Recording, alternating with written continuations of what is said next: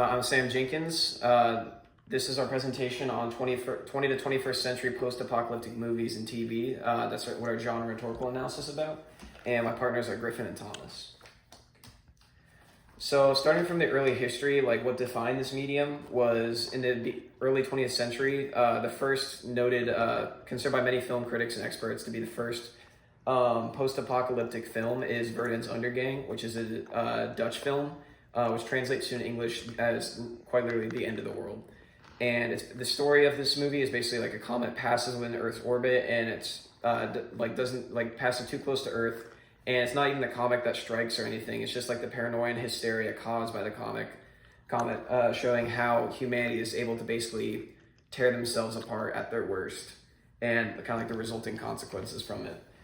And the external influences from this movie, like at the time of its release and production, this was made in 1916, or I should say released in 1916, in the middle of the World War I, which at the time was like a very big real fear that people had. This was like the biggest war anybody had seen, with like industrial grade weapons, like mass destruction, stuff like that. That kind of influenced this shared fear of humanity destroying themselves. So the genre norms and format typically for post-apocalyptic films is that it takes place like already after the end of the world. Typically like the more carefully thought out and crafted films don't really explain how the world came to be in its end. It mostly relies on the audience's intelligence to like with the show don't tell method. And you're usually able to piece together like how the world ended vaguely, but what really matters is the focus is on the future.